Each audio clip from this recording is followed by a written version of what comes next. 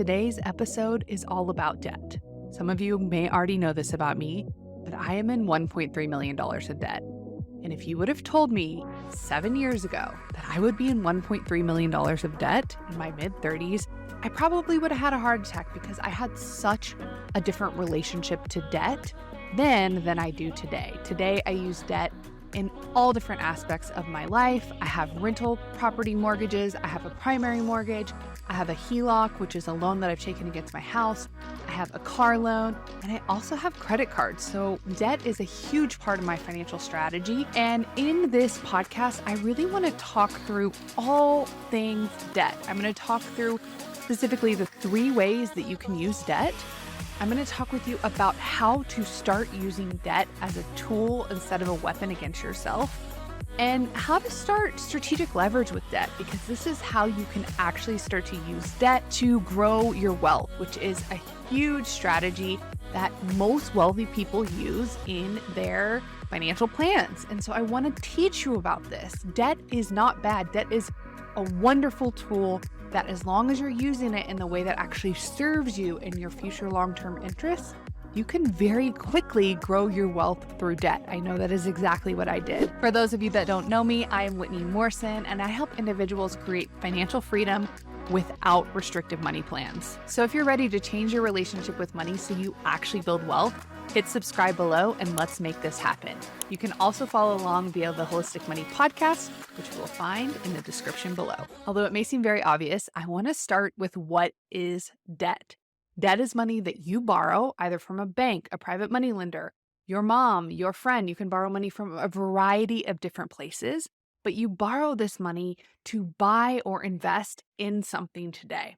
And depending upon where you borrow the money from will determine how much you're going to pay for it. Because a bank, for example, they're not just going to give you money for free because they're kind and they love you. Your mom, she may do that for you, right? So depending upon where you're getting borrowed money from determines how much it's going to cost you. With this money that you borrow, right, you're traditionally going to buy or invest in something today. And whatever you are buying or investing in gives you some kind of return. Maybe an emotional return. Maybe you buy something that makes you feel really good. Or maybe it's a financial return. Maybe you invest in something that's going to make you money. Or maybe it's a convenience return. Maybe you buy a car and it makes your life easier because you don't have to walk or hitch rides from friends to get from point A to B. So there are a lot of reasons why we choose to use debt. And the first thing I want all of you to know is that debt is just simply a tool. Debt isn't good. Debt isn't bad. It's just a tool in your financial tool belt. I don't know about y'all, but where I grew up, debt was considered to be off limits. It was a no-no. If we were using debt in our lives, it was because something had gone wrong. My dad was a compulsive gambler, and there were several times in my life growing up that the reason why we had to use debt, whether it was my parents taking a loan against their house or a loan against their 401k, it was because my dad had done something stupid, gambled away a bunch of money, and we had to pay off his gambling debts with a different kind of debt. So the way that I grew up is debt scared the crap out of me. I thought debt was bad. It should be avoided at all costs. And I had no idea that you could actually use debt to grow your wealth and make more money.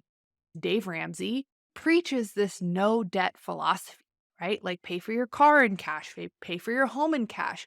You shouldn't be paying for debt. And so I think there's a lot of people that have this idea that debt is bad and it should be avoided and you shouldn't be using debt. But I just want y'all to clear your minds of this story, of this preconceived notion about debt, because there are even some circumstances where even credit card debt can be an amazing financial decision for you. So you don't want to go in with a preconceived notion or a preconceived bias that you shouldn't be using debt, because there are actually amazing ways to use all different kinds of debt, and you will miss so many opportunities if you're focused and locked in on this idea that debt is bad and you shouldn't have it and you shouldn't use it. So let's talk about the 3 main ways that you can use debt. The first way that I see people using debt is to solve for an under-earning issue. And what happens when you use debt this way is when you are not making enough money to cover your immediate lifestyle need. And what I mean by your immediate lifestyle needs is not the luxuries that you want to spend money on, but it's the essentials like putting gas in your car so that you can get to work, or feeding your family or yourself, or paying your cell phone bill or your electric bill. I'm talking about not making enough money to pay for the essentials of your life.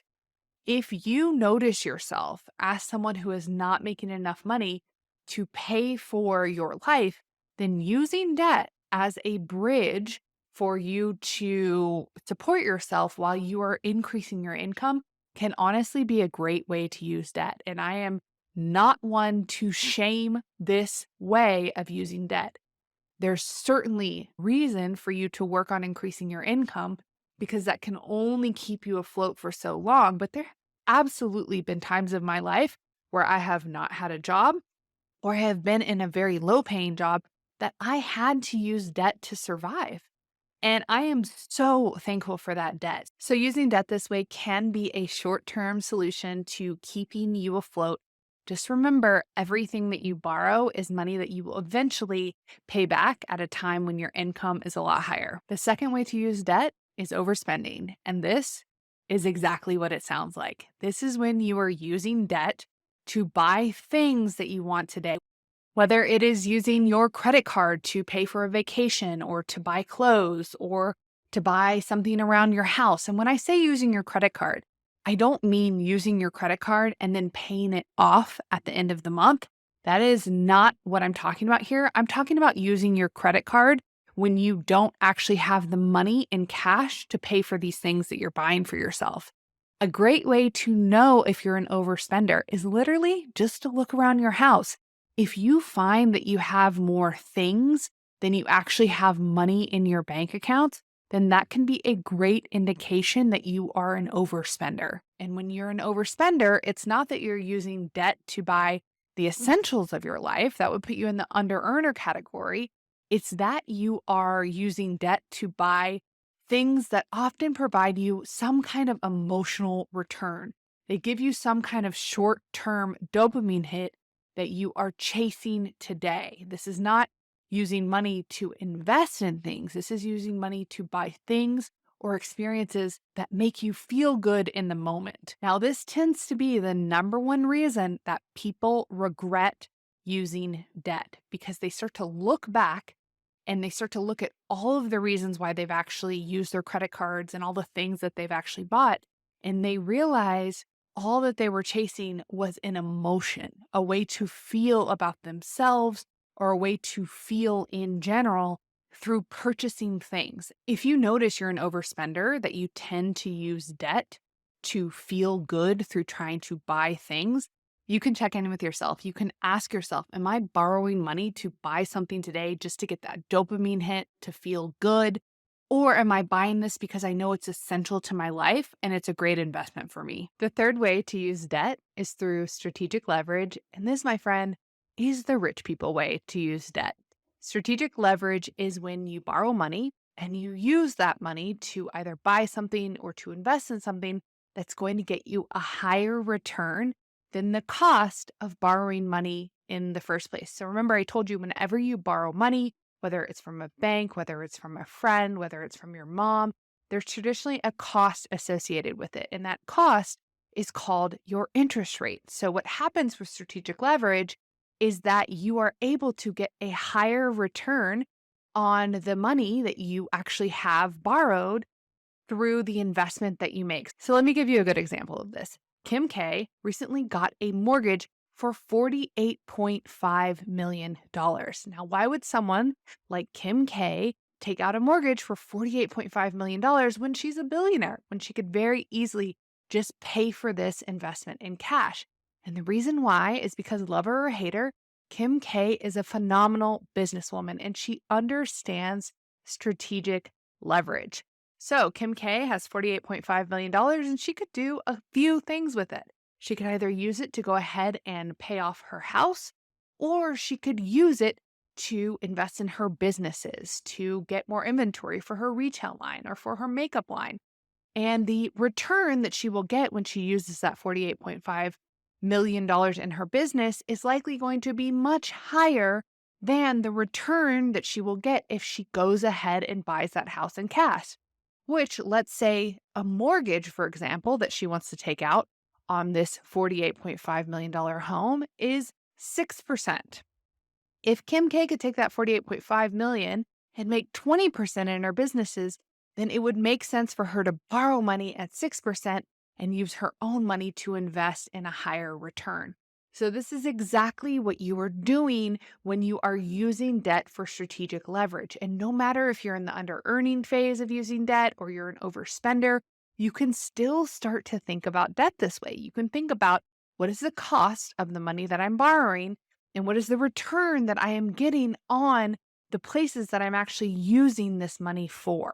Strategic leverage has been a major player in my wealth building journey, and it is primarily what is responsible for growing my net worth so quickly. So I've told you all this many times, but 7, 8 years ago now, actually, I was in credit card debt. I had student loan debt. I had a negative net worth. And today, only 8 years later, I have a 7-figure net worth, and it is because of strategic leverage. I ended up borrowing about $1 million for mortgages over the past 5 years, which has created a much higher return for me than the cost of the mortgage itself. When it comes to strategic leverage and how you can borrow money to actually invest to get a higher return, there are 3 main asset classes that you can invest in. You can invest in the stock market, you can invest in real estate, or you can invest in business. To get started in the strategic leverage of debt, you have to start to adopt an investor mindset, and you have to be able to see opportunities to invest in these different asset classes, whether it is the stock market or real estate or business. I want you to see that the opportunities truly are unlimited within each of these asset classes. I think this is where you can really get to know yourself better as an investor and understand your personality and your lifestyle and what makes the most sense for you to invest. For me, my personal preference is real estate. I have loved investing a lot of money in real estate and in business simply because I like the creativity of looking for investment opportunities to be able to either turn a single family into a duplex or to find interesting ways to make the property attractive and a fun rental that I can get higher rental rates and have more people come visit it. And that's the way that I love to invest my money. For example, I invested $20,000 in alpacas and llamas this year. And people have asked me, why are you spending so much money on this livestock? And there are really 2 main reasons for me. Number 1 is I get an ag exemption on my land. And number 2, because I have Airbnbs on my property, one of the main draws to get people here are my animals. So there are so many interesting, fun, unique, and creative ways that you can actually borrow money to invest to get a return. But you have to be willing to be open to them, and you have to be willing to actually look for them instead of consistently telling yourself that debt is not a tool that you should be using. Because if I were to try to save my way to $1 million to invest in my rental properties or in the land that I have or in the animals that I have, I would still be saving. I would not be nearly as far along. But because I have borrowed money in order to get these investments going, I've been able to get in and start to experience the return a lot faster. The main thing that I want all of you to take away from this video is debt is not bad. Debt is not good. Debt is simply a tool that you can use to borrow money to invest in things to get a higher return. And once you start to think in that framework, you're going to find yourself making these micro adjustments to the ways that you choose to use debt by thinking like an investor, by thinking more strategically about how you can use your money in a way that's going to get you the highest return in your life. This is something that I teach in the Holistic Money Program, where I help you really understand the mindset to be most successful with your money and the actual financial strategies to bring your financial goals to life in a way that is smart and practical and strategic for you. If you haven't already, go check out the Holistic Money Program. It is opening for enrollment again at the end of June. You can go to www.holisticmoneycourse.com If you found this episode useful, please leave me a review. I would love to hear from you. What did you like about this episode? I love hearing from you all. And if you have a friend that you think could also benefit from this information, go ahead and send them this episode. All right, y'all. I hope you have a great week. I will see you in the next episode.